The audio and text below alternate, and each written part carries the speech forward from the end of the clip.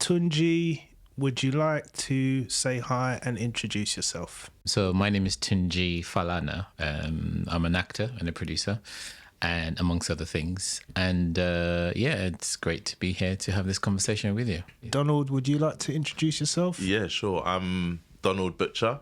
I'm a father of five. I work in tech and I run my own company. It's great to have you here Thank today you. as well, Donald. Would you like to share your experiences of what it was like for you, kind of the period just after you had your loss? So yeah, after we experienced our loss, we felt like there was still a little bit of a cloud hanging over us, purely because we still needed to go through the autopsy results. We hadn't gone through that, and we were waiting for that to come back before we could go through with the burial and all the rest of it.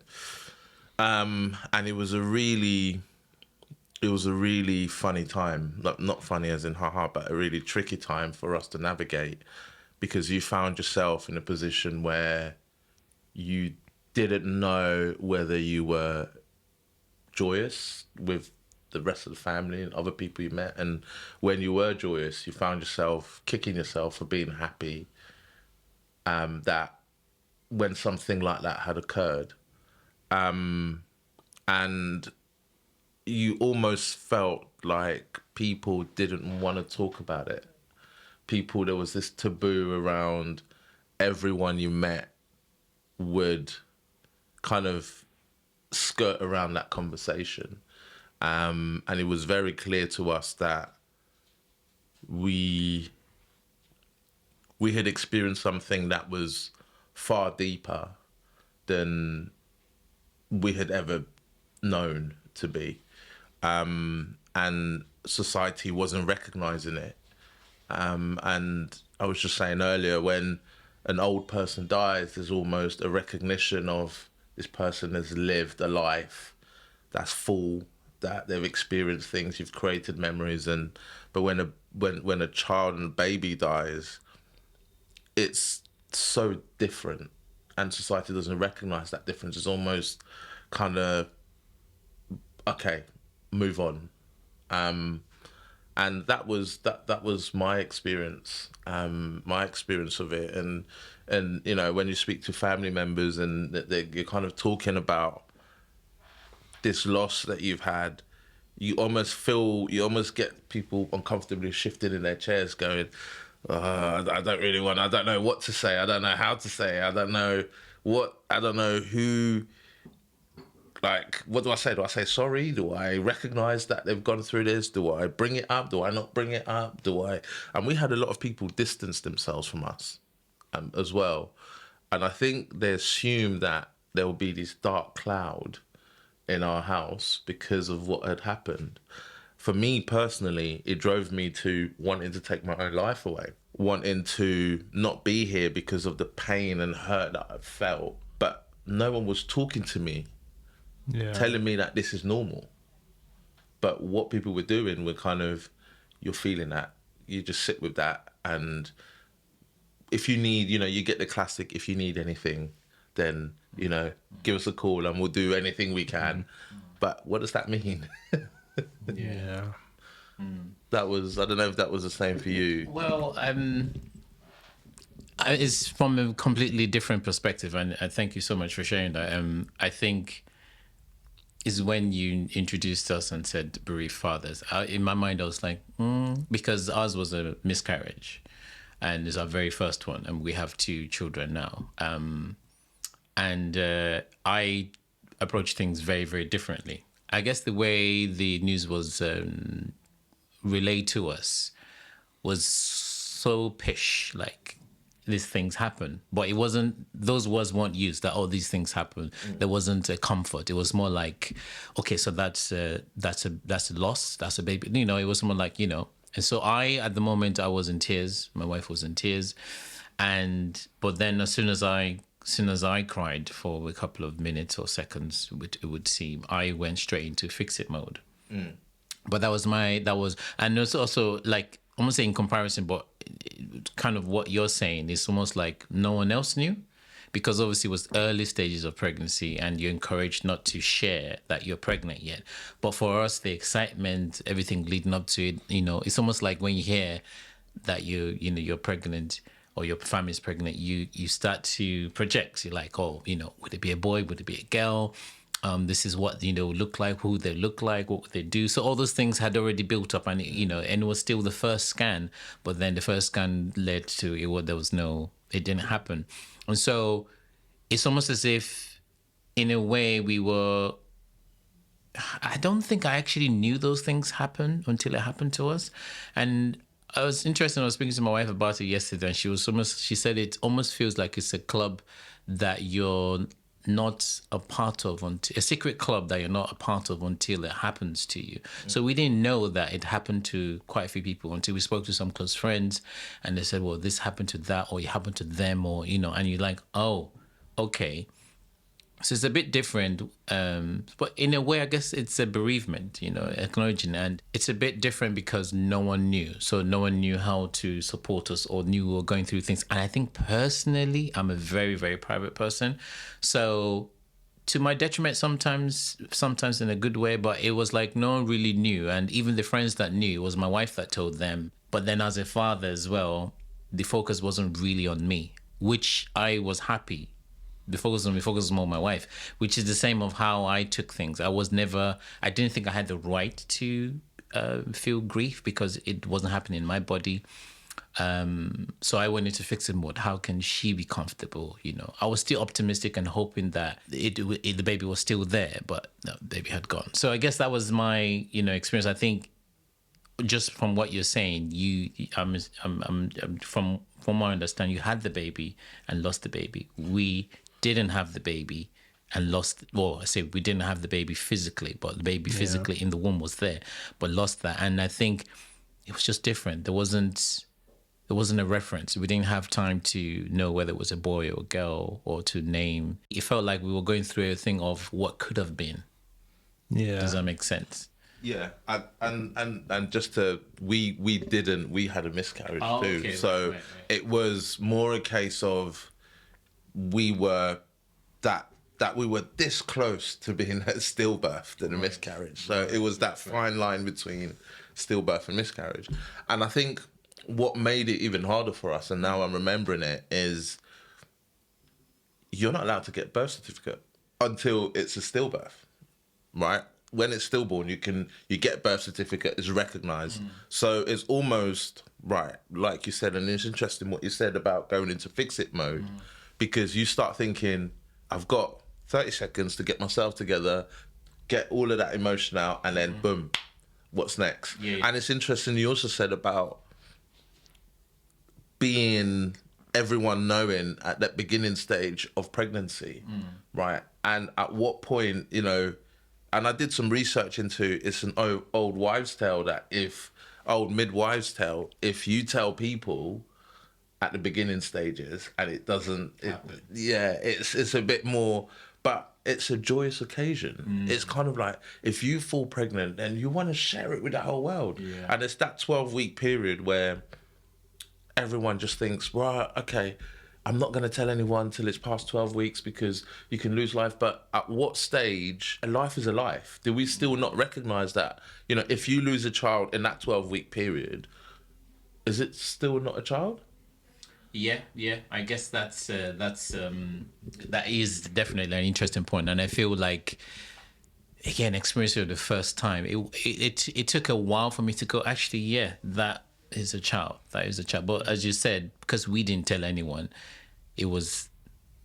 I didn't know there was support. And this happened 8 years ago, maybe 9 years ago, because our first she's 7, she's going to be 8. So maybe 9 years ago. So it wasn't, everything was new. You're married couple, you're having your first child, and that happens, and then you just don't. There was just so many questions. I think it feels as if that there is support now. There was then, but we didn't know about it. But I think maybe having gone through it and having conversation, having met people who have gone through it, you've realized, there is support out there. But like, I understand what you're saying. I actually don't know why people are encouraged not to say, but I don't think even our families knew until afterwards. Like, oh, this happened, but then this happened, and that was it. And it was like, oh, and our families are not very expressive anyway. So Yeah. it was like, oh, okay. After me being encouraged to talk about it, I started finding out that family members had also been through it. Yeah. Right? You start realizing that, oh my gosh, there's a lot of people in my family who've been through this, Yeah. but no one ever spoke about it. I was never introduced to the notion, and the men in the family are almost, there's almost that ego side of it, especially in Afro-Caribbean families where it's kind of like, because they've got healthy children, it's other healthy children, they don't really express or talk about it. They almost have to always be guarded because they are the men of the family. So emotionally, and I wonder whether it's been harmful to us as men to not talk about it, but now we've wanted to talk about it to kind of deal with it. There's more and more coming out. The more and more people are saying, I've gone through this and this is how it impacted me. I've gone through this is how it impacted me, and introducing that kind of vulnerability notion into families. Yeah, I think as a black man anyway, and using the word cool is probably the wrong context, but it feels like it's only just cool to talk about your feelings. And you're asking about the elders in the family. I think till date, I don't know anyone in my immediate family or my wife's immediate family that had been through that, and they probably have, but no one spoke about it. And I don't know if you were going to talk about how it ties in with faith, but then, we're quite a faith-based family. And so if anyone would say anything, it's like, oh, God would do it. You will have another one or something like that. And they didn't explicitly say that, but that was the feeling. And I think generally, as you said, from an African, especially an African, I'm not too sure of the Caribbean because I mean, from my wife's side, yes, she's Caribbean, but from my family, it's like, as a man, you don't cry. You don't say, you don't talk about your feelings. And I think even now, like even with social media, people are talking about the fact that it's almost as if men are not allowed to express their feelings. So a woman would say, I want this, I want that, I want this, or this is how I feel. But a man would go, okay. Or, I'm not particularly submissive, but almost like I need to keep it together. I don't want to seem like I'm weak. Yeah. Does that make sense? And so me going into fix it mode is partly me going into like, okay, I'm the man. I need to make sure she's fine. But it was also me compartmentalizing. Like I was like, it's probably a feeling. And the thing is, I don't do intentionally, but it's a feeling that it gets revisited. And it gets revisited in most strange places. I would watch a video of a child hugging their dad and I'll get emotional, or saying, Daddy, I love you. And I'll get emotional. Not just because of the loss, but also because of my relationship with my dad and stuff like that. And so it's all those things that they're all pent up. Does that make sense? Yeah. And I think having the awareness for men, younger men, even older men, to go, it's okay to talk about your feelings, especially when it comes to grief. Yeah. And don't pent it up, because it will come out in a different way. It will come out somehow. It will come out somehow, Yeah. I think that's what drove me to thinking about taking my own life. It was kind of, well, hold on, I'm feeling this, and I don't know anyone else that's feeling this. Right. I want to be with my daughter. I had 3 kids at the time, and I didn't want to see the 3 kids. I said to I don't want to see them. I don't want to spend any time with my kids. I want to be, it's so painful. And we thought it was a boy. So they told us because my wife went in afterwards and did the birth naturally, and our daughter came, but they told us it was a boy. It's only afterwards, when we went to the gravesite, that they had made a mistake on putting the name Angelo, and they put Angela. And when we went back and got the autopsy results, kept mentioning her. So we asked the doctor, we'd already grieved and all that, well, what's going on here? Like, is it and that's when they told us it was a girl. Yeah. So for me, I wanted to be with my daughter. And I didn't want to be in this world without her. The pain was unbelievable. It was almost like my heart had been ripped out. and literally spat out. And I didn't want to be in this world. But it was also a cry for help. It was also a cry for who I can't turn to my wife and speak to my wife about it, because she's the one that's just given birth to this to a baby that's died.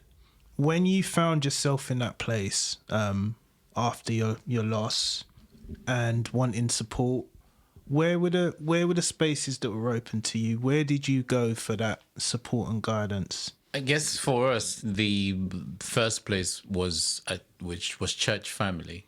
I guess because then we realized that a few people in our church or one particular family had gone through that, and theirs was probably similar to yours. They had gone through. It was more far gone. Does that make sense? And so that was, so they came over to our house and they spoke to us. But it wasn't, I don't think they didn't skirt around it. They were just more talking about their experience. And it felt like, again, it felt like we weren't alone in it. And it was only then we started to hear, oh, that person went through it and that person went through it and that one person through it. But I think the difference from what I would assume some people go through when they turn to church or faith is it wasn't forget about it. It was let's go through it together. And I think that's probably what I would say is helpful, is we've been through it. You're going through it. We can get through it. You're allowed to express. And I think, again, talking from a Nigerian background, it's almost as if like you should forget it. Like, it's happened, you're alive, you got through it, forget it. And that sounds a bit harsh, but that's in a way, and I guess I've grown up like that. So I give myself time to grieve. I do this because I don't really grieve. I'm like, okay, like I said, I cried for a few seconds and it's like, right, we need to move to the next stage. Next stage is making sure wife is fine, because she was going to go in, they were going to operate, get it out and whatnot. So I guess in answer to your question, it was church family, because we didn't know who else to speak to. My parents don't live in this, my mother doesn't live in this country. I don't even know whether she knows, even till now. This is like, I've had 2 children now. I don't even know if she knows, went through it. Didn't speak to her about it. But that's me. That's how I handled things. Yeah. I think for me, I did the same. There was a church family, and we went to church. We're quite strong in our faith, and I was at that point, at that breaking point, where I was vulnerable enough that I was at the stage, like I said, I was going to take my own life. Family had gone out, and I written a letter, done the whole works, and was ready to go. And I just sat in the bath and cried. And just literally and then a few hours later, a friend of mine, quite timely, called Chris, called me and said, listen, he didn't know what was going on. He just said, listen, there's this group that has just started. It's called Dope Black Dads. It's a group about that supports black fathers. It was started by a friend of ours the June before, and we would love, we're shooting a documentary in central London. We wanted to come down. I just feel like I wanted to tell you this because I know you're quite, active in the fatherhood space. And I said, okay, cool. Added me to the WhatsApp group, and first thing I said in the WhatsApp group was, hey, this has happened to me. I don't have a clue how to deal with it. And straight away, a guy that had been in there who it just happened to his wife, who's a very prominent figure on TV. And he said, I don't know where she is. She's I don't know, but this is how we've dealt with it. Right. And then someone else got in touch and said, hey, it happened to me too. Let's set up a space to talk about it. Okay. Then it just started coming out. And then I found myself in a space of men that it was okay to talk about how I felt about what's happened to me, how I felt about what I was going through. So for me, I turn to those people and those real honest conversations around, today I'm having a bad day. Today, I just can't stop myself. And then fast forward to the day that the child should have been born. That's another milestone that you then think, how am I going to deal with this? The secondary kind of group of people I turned to were my children. Because when we found out, in that immediacy, when we found out our kids were there, they were like staring us in the face like, oh, what's going on? We've introduced them into the concept of death and grief very early on. Very early on. So for them, when it got to the day that our daughter should have been born, her due date, the kids were like, right, we're going to get a cake, we're going to get candles, and we're going to do something special. We're going to celebrate her birthday. And for me, that was empowering. This is how they created banners, they did all of this stuff that enabled them to be able, for them, dealing with the grief of how they go. And that's quite important, I think, introducing children and the siblings to that, because and I was quite selfish, because I thought, well, I'm dealing with grief. I don't think anyone else is knowing how to deal with it, or everyone else seems fine. And it's only in talking to those people that you realise that, well, actually, grandma was grieving, uncles were grieving, they're grieving the life, they're grieving the milestones, the birthdays, like you mentioned earlier on, would they have got married, would they have got degrees, would they have done this? And each milestone becomes a journey. And those were the groups of people that I turned to. I had one of my best friends, a guy called Will. He is just such a, like, just deal with what's in front of you. You can only deal with what's in front of you and deal with it well. And he inspired me to kind of just be like, listen, let's talk about it. Let's deal with it. Let's cry. Let's do what we need to do to be able to deal with it. But apart from that, I think even within our community, for the most part, if I hadn't found this group of men, I don't know how I would have dealt with it. We were given the SANS pack at the hospital, nothing else. They were literally like, here we go. Oh, wow. This is what you deal with.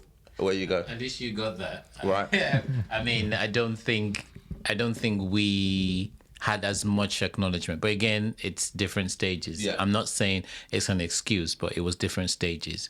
Yeah. But listening to you say that, it made me think. Actually, the difference was you spoke about it. Like, even the people that came to speak to us, I didn't speak to them about it. It was someone else that spoke to them about it. Doesn't make sense. And even after that, I didn't speak about it. Yeah. And I think that was the main thing, was the fact that I opened the drawer, put it in the drawer, and closed the drawer.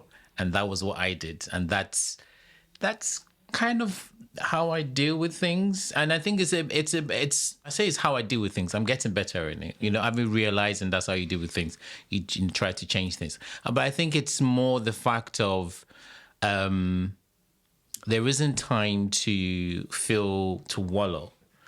There's loads of things that needs to be sorted, and that's how I dealt with things. And I think what I'm hearing is, when you speak about things, then you get the support. You hear other people's story. Like, I think even I didn't even speak to my wife about it. Like, how you feeling?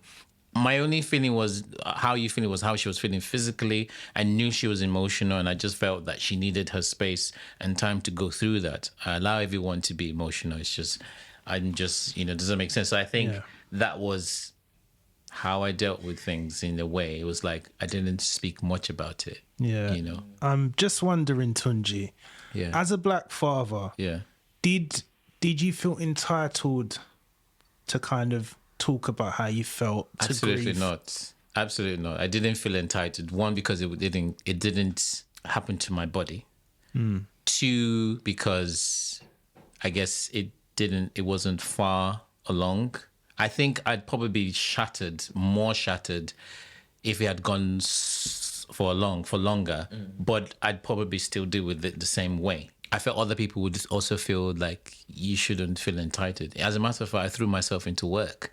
So we heard the news, I think it was either the Thursday or the Friday, and Saturday I went to do a photo shoot because I just wanted to, it was me kind of like, so yeah, I felt like I didn't feel any entitlement at all to feel like I've gone through thing. And I guess the way I could have dealt with it better was to connect to how my wife was feeling it as much. But I'm like, well, she is entitled to it. But I could have connected to that and probably grieved with her, but I didn't. Yeah. That's interesting. Interesting you say about the kind of entitlement, right? Because the woman didn't conceive by herself. There's a father and there's a mother behind it. Sure. But it's, yes, completely, and I'll never eradicate the fact that, you know, for a woman who's physically gone through that, to, first of all, have to be able to be pregnant with a child, and then that child is part of you. Yeah. It's physically part of you. And I can't even imagine the pain that a mother will go through that. But then the forgotten parts are always are the emotional parts that you don't see, right? I've seen a lot of adverts recently, when you go to toilets or disabled spaces, they say disability, that, you know, you don't always have to see the disability. It's the invisible disability. And this is the invisible emotional trauma that a dad goes through that no one ever speaks about because you can't see it. It's almost like you said, the entitlement, you almost feel like, well, I haven't been through it. But interestingly, the more men you speak to about it is, and I think I was speaking to someone at SANS, and one of the stats were men actually, they get a lot of callers later on, like 2 to 3 months after it's happened. And the men. Are men. There's a higher number of men after some time has passed and after it's happened. So there's that almost delayed kind of, right, I can deal with this, and then realizing, oh, I can't deal with this. It's getting too much. I need to talk to someone. It's interesting you say that, because I would say the drawer opened a little bit a year later when we got pregnant again, and all this fear. But like a duck, I was as calm. But inside, I was like, I was doing backflips, and my tummy was like, but I didn't tell anyone about it. We went to the same hospital. Now, all the pregnancies were very difficult for her. So she was really sick. Early stage. I don't think we had reached 12 weeks yet. I think we were about 7 weeks or so when she had to go into hospital. This was our second pregnancy.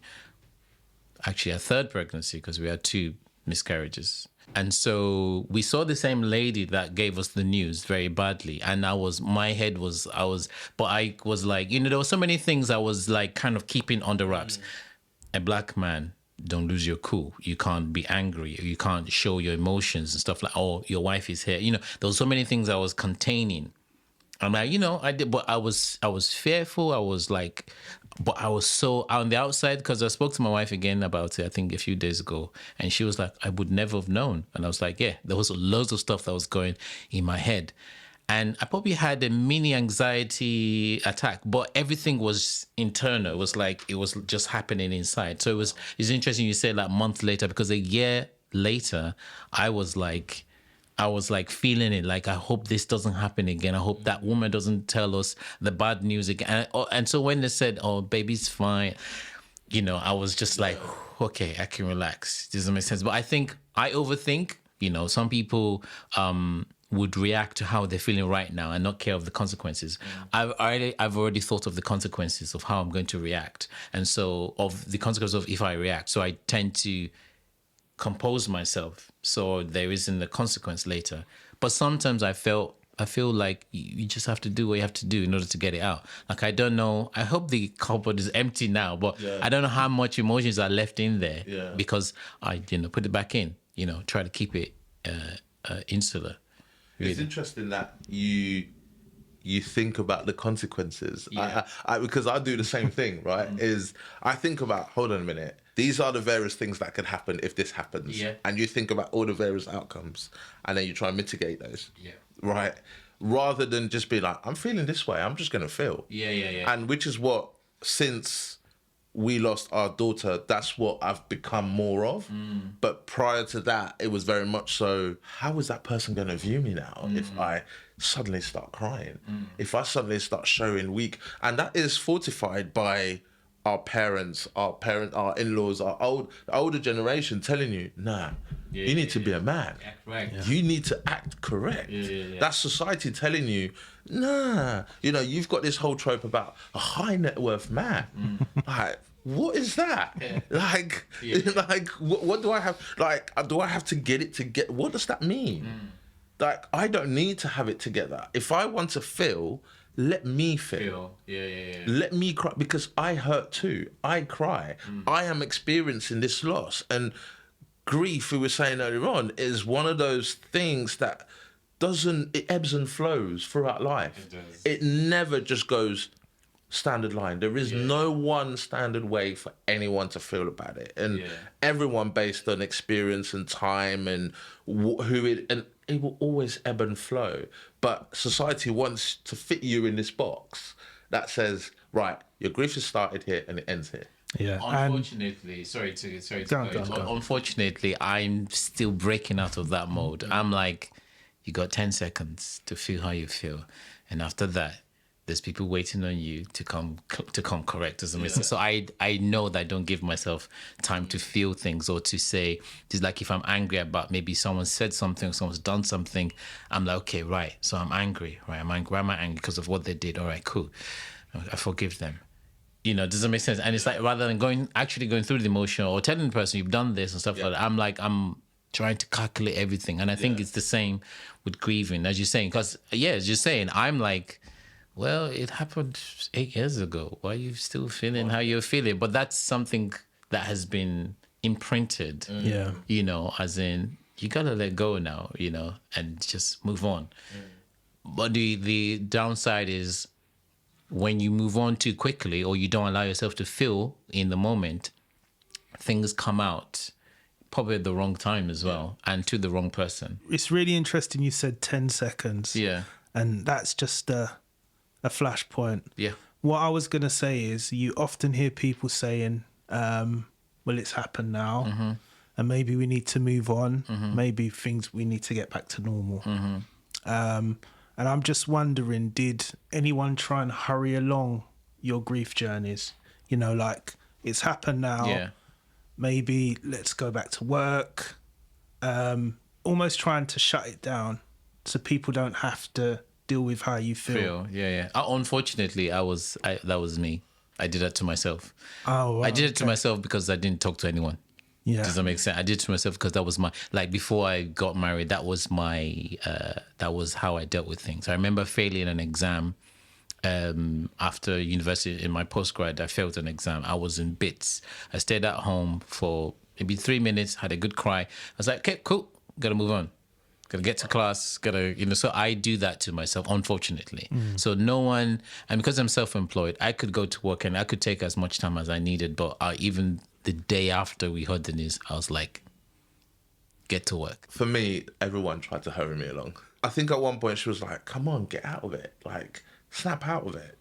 Because for her, and women are so amazing at kind of the strength that women have, the psychological strength that women have, the physical strength that women have to be able to go through a birth of a child that you know is already dead, and then you just get up and get on with it. And my wife has this amazing gift of just being able to, like, all right, cool, it's happened. She's very much like you. Boom, that side, let's go, right?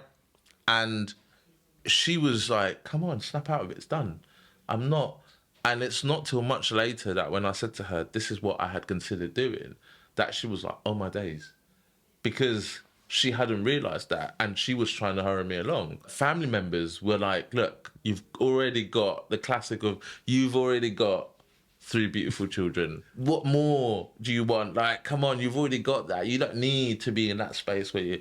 So, like, and thankfully with work at the time, they were kind of cognizant of what had happened, and it happened to the owner of the company as well. But it's only when it happened to me that I knew that it happened to him. Yeah. Right? It was kind of like, oh, you've experienced, now you're part, like you were saying, here you go, here's your ticket to the club. Like, now you can come in, right? But you get this 2 weeks, or I think, it was 2 weeks. And I had to be strategic about how I took that time. to be able to deal with it. But then when I went into work, I felt this, everyone kind of shifting their chairs a little bit uncomfortably. Do I bring it up? Do I talk about it? Do I recognise it? And I had this girl come over, operations director, and she said, I am so sorry it's happened to you. She was the first person to bring it up, and she just cried. And I cried with her. And that was like, yeah. And that's it. That's how it should be. Over the weeks, you could tell that people were kind of now starting to not talk about it, but kind of be like, right, let's move on to other news now. Let's hurry this along. The grief is done now. Stop dragging this out. You're milking it now. Like, let's get going. Even friends, right? People you would consider very good friends were avoiding you. So that first time you were seeing them, it was kind of like, let's talk about anything but that. And for me, it felt like, are you not recognising? Or they'll text about, oh, I left my yours, or we should do this. But they're not recognising what's happened. Yeah. And it's, to me, it felt like, right, life is carrying on now. Life is moving on. And I'm sat there going, but it's moving on for you, but not for me. I can't go at the pace that you're going because I have stuff that I need to deal with and you don't want to help me deal with it. And that's very much how I felt. And I think it's symptomatic of where society is, where everyone wants to move on to the next stage. Everyone is thinking, right, how do we get to the next step? Let's keep it going. Let's keep this going. And let's not talk about the real emotion. Let's not spend time actually, and you find it in the classic, how are you question. People expect you to just be like, fine, move on. Yeah. Right. I probably shouldn't admit this because I'm a bereavement counsellor, but I've done what you've mentioned. So people close to me have had bereavements, they've had baby loss. I've avoided them. It's hard for me to admit that, but I've avoided them. I've avoided the subject. A lot of that was purely, I was never taught to talk about how I feel. I was never taught to talk about grief. It just made me uncomfortable. And I thought, I'm going to bring it up. So I might say, to you, Tunji, oh, I'm, sorry to hear what's happened, and you bite my head off. And I think, why have I forced him to talk about his loss? It's great we're having this conversation, and I think it's great that we're being open and honest about kind of what's happened. Yeah. Can I just well, if I was to advise, I mean, one of the strengths I feel like I have is to be able to relate to people, even when they're grieving. And the biggest thing I do is turn up. And sometimes I don't talk about it. I don't really talk about my feelings anyway, but then I'm there. And it's just being there just gives them the room to say whatever they want or not say whatever they want. Because I feel like you sometimes, if someone said they've lost their mom or their dad or their child or whatever the case, it's almost like, okay. At first, in the past, it's like, I can't relate to you because I haven't gone through that. Yeah. But still, I would turn up and just turn up and be there. Does that make sense?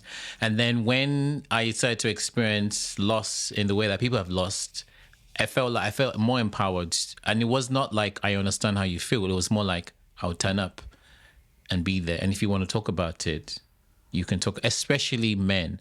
I find, but this is just from my experience anyway, and for the women around me, it's like I would say, how do you feel? And they would say how they feel and this and that. And it's like, okay. And still, for me, it's more listening because I'm more like, what's the right thing to say? There's never, and I think again, when we draw it back to faith and church or whatever, however people express that, I feel like people want to hurry it up and say, oh, God would do it, or don't worry about it, and because this, that, and the other, and stuff like that. But then I feel that the church should be, again, I say the church because that's my experience. So the church should have forums and of where people can go through it and not romanticize it as well. You know what I'm saying? And it's finding the balance. With everything, I feel like this is finding the balance, because you have situations whereby maybe someone prominent in the church dies. Does that make sense?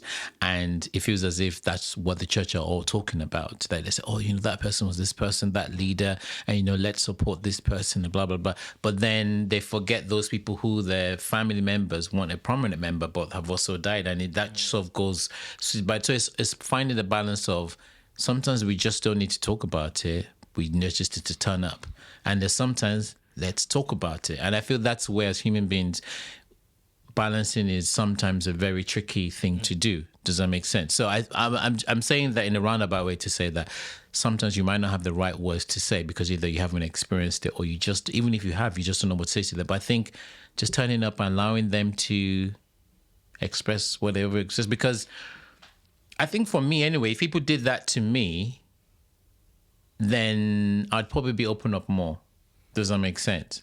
I'd probably be less open up if you ask me how I'm feeling, because that's just me. It's in the cupboard. But if you are just there with me, the cupboard would open and I'd probably say, this is how I feel and stuff like that. Again, this is again from childhood. One of the reasons why I don't talk about my feelings is no one really says, there. It's always like, all right, wipe your tears, come on now, get up, walk. And so it's like, I never think I get the right response. That's why I don't always express how I feel.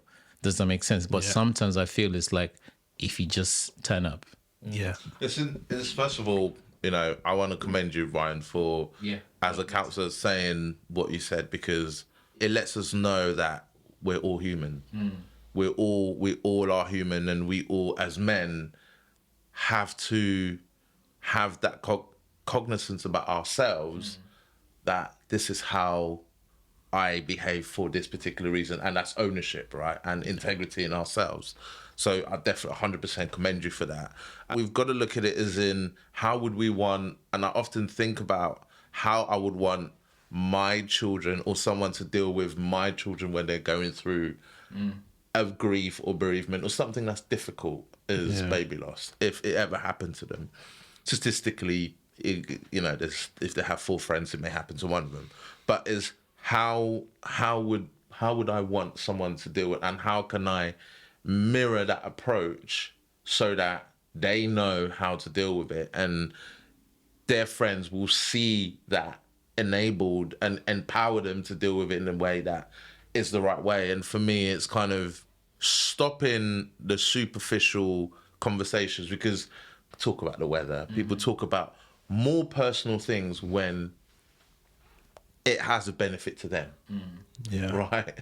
And just as men, that's just that we're wired to talk about things that are fleeting and have no meaning, because we find escapism in hanging out with friends, doing certain things. I've recently started playing golf, and I found you spend 4 hours with a man playing golf and you would learn everything. Everything you need to know about that man down to the wire, and you can prod and prod and prod. And that's one of the reasons why I'm rubbish at it. But I'm more focused on the man. The people. I want to know about what, and from doing that, what I found helped me was, like you said, people showing up. But I think, different to how you wanted people to just show up and just give you the space, I want them to engage in the conversation. I want them to ask me how I am, enable me and empower me. And that comes for different people in different ways. Enable me, empower me to have that confidence, to have that conversation with them. I'm feeling rubbish today. I want to cry today. Today I'm missing my daughter. Today I just haven't had a good day. Today, and it can just be as frivolous as starting a conversation with, today I just feel crap. I just want to cry. Yeah, and then digging in. And then it goes from there, because doing that for me empowers others to be able to see my vulnerability, and vulnerability is contagious. If you become vulnerable, if I start telling you about my kids, the likeliness is human psychology. You start telling me about your children. Yeah. You start telling me about, if I tell you about my car, you tell me about your car.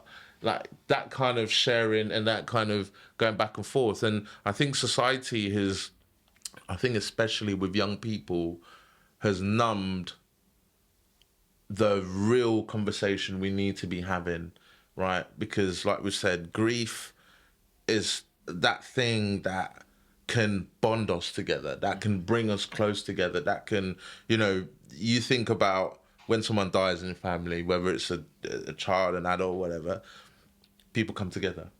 Maybe that one time a year where you see some cousins and all the rest of it. It's either a wedding, a funeral, or when something important is happening. So it has that ability. And for our young people and for young men, especially young black men, who are being told, you need to be X, Y, and Z, but not vulnerable. Yeah. Not show your vulnerability, because the minute you show your vulnerability, people take advantage of that. Is empowering them to be vulnerable, because that's a superpower. Vulnerability is a superpower. Grief enables you to be vulnerable, enables you to, and is utilizing. And I made a promise to my daughter to talk about baby loss, especially for black men, because it can only lead to good, to people being aware of what can happen and knowing that there are spaces that are held for them to have those conversations, right? So that drawer that you speak of no longer is a drawer, but it's a cabinet that people can come and see and be like, I see you, Tunji. I see you. I see that, and I see what it is, and I'm here if you need me. Yeah. And because I've seen that, I know that I can also go home and have my own display cupboard for people to come and see, that kind of thing. I almost tripped over my grief, and I've learned to talk about it and be on it, be there for people. When you was talking, Tunji, about the drawer, I think some people will be like Tunji and they won't want to talk about their grief. They might want to talk about everything else. And some people like you, Donald, will only want to talk about your grief. But if you turn up and you give that person that space and time and let them dictate, where they want to go. But the main thing is to be there. To be there. Yeah. Really important. I think also, from your experience and what you've shared with us, and it's a very strong point, and I feel like quite a few men would feel like that. It might be related to a baby loss or someone losing or anything like that. I feel like we also tend to neglect or forget that loss transpires in different ways. Does that make sense? And in as much as this conversation is more about baby loss, I feel like whoever's listening, whoever's watching, that loss is also, there's so many kind of, a loss of job, a loss of relationships, a loss of esteem. There's so many things. And I feel essentially, again, from what you shared, I feel like it's probably great to surround yourself with people. And I feel, just as you related back to about people being there, even if you don't want to talk about it, or even if that's all you want to talk about, I think essentially because we don't want people taking their lives because they feel they're alone in it. And I think that's probably one of the things that we probably should champion, the fact is you're not alone, and that we're here for you, and that even if you want to talk about it, even if you don't want to talk about it, we are here for you. But when I mean surround, I'm not just talking about the what's it called, metaphysical, or the like, oh, I know someone's, it's actually physically being around people is actually good, because then it connects you. It makes you feel important. It makes you feel like you matter as well. I think that's one thing I would say, even for myself, is like, I don't particularly go into secluded place, but I can see myself going into secluded place, and it's not until someone behind me says, no, you're not going anywhere, that I'm like, okay, cool, I can get through this, or I will get through this. Am I making sense? Yeah, completely. Yeah. I think you're completely right. There is not being alone, not being and surrounding yourself with, with the right people, and using the resources of organizations like SANS to enable you to find the right people, because it's quite hidden.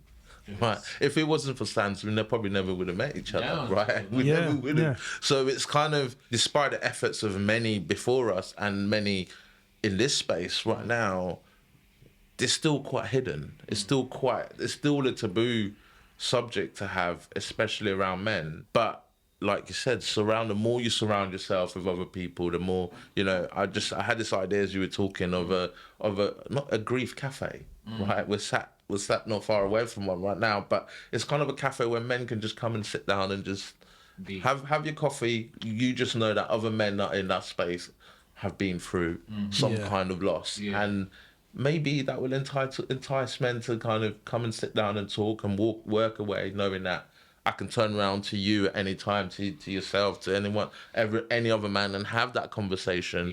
If I feel prompted to. Or in addition to that, if the person just bursts out crying, it isn't like, oh, what's wrong with him? It's more like, hey, you know, we got you. We understand how you're feeling. I think everyone wants to be loved. Everyone wants to be understood. Man, woman, or other, whatever it is. I think that's essentially what we are. And I feel like the neglecting of, and just to talk to myself included, neglecting of your feelings as a man is not helping you. It's not helping us.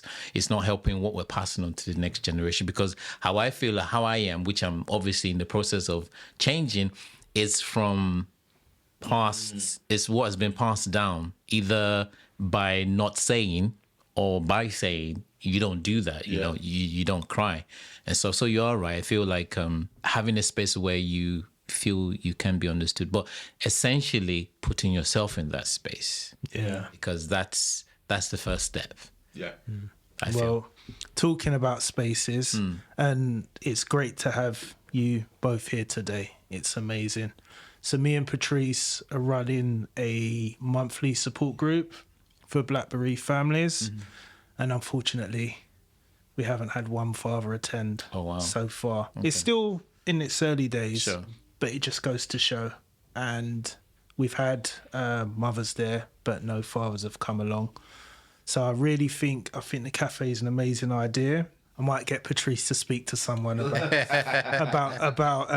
putting that together. But yeah, that kind of thing of just going along to a space where you can be with people that have experienced the same thing.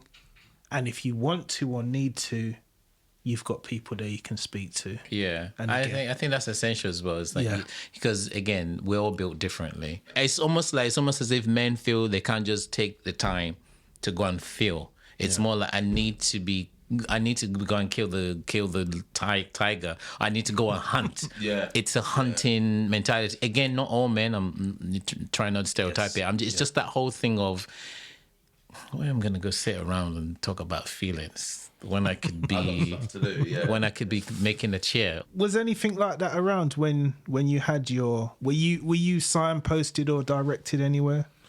No, I mean, like I said, we got the Sands pack, but then what we were more focused on is the memory box that we got. So got the Sands pack, which was on the memory box was on top of the Sands pack. So you kind of got it. You're like, yeah, Sands pack with memory box. You want to make sure that everything is in there that you need. That you're putting a key ring in there. All the rest that your baby will go, like all of that stuff. So, and then they're talking to you about various funeral options and all the rest of it. I didn't feel like there was anything like that around, and I think what became clear is not until Father's Day that a lot more resources were coming out. All right. And I always felt like that's when all the marketing goes around, right, we're going to focus on fathers now. What are fathers going through? And over the years, it's been a lot of that. It's been a lot of, a lot of groups will talk about fathers and Father's Day and forget about the rest of the year. There's another 11 months of the year where fathers are going through this pain, and we lose some fathers through that process. Fathers that hate the world so much to become disenfranchised with what is going on and turn to so many other things, alcohol, abuse, all sorts. Like I said, that cafe idea is I wish there was something like that, because I definitely, even if it was just a space to go and sit, I would have gone to it, I think, because at its rawest, you're angry. Everything that everyone tells you, you're like, but why me? But why us? Because you never see yourself like, that couple that it will happen to. You never see yourself. You hear about it happening to other people, but you never know that it could happen to you. I think it's how close as well. Yeah. Does that make sense? How close to someone you speak to every day that's happened to.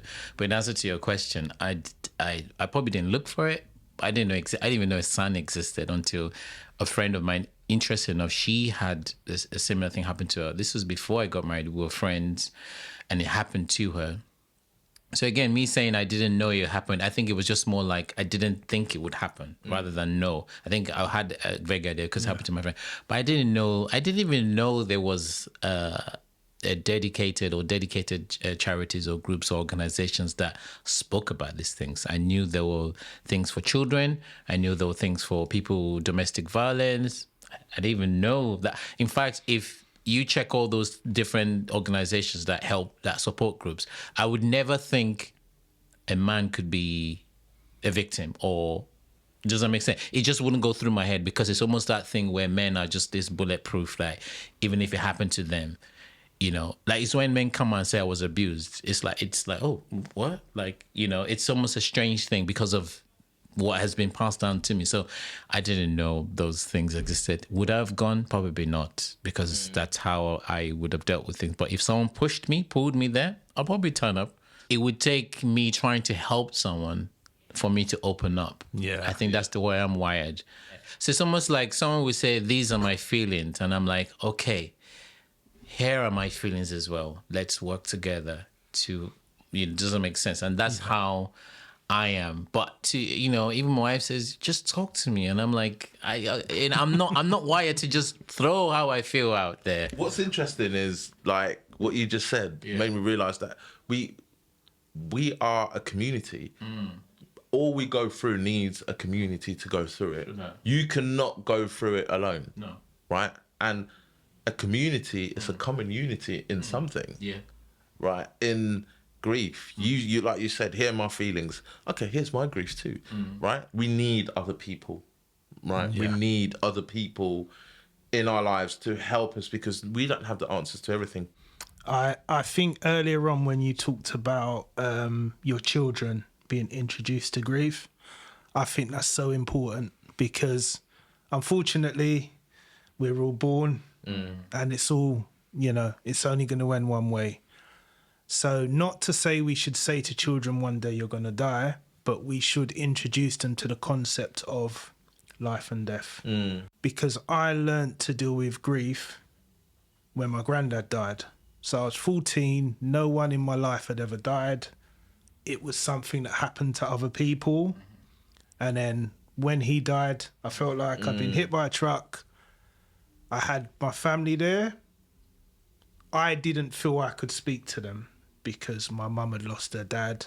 My aunt had lost her dad. My uncle had lost her dad. And in my family, it's very much children should be seen and not heard.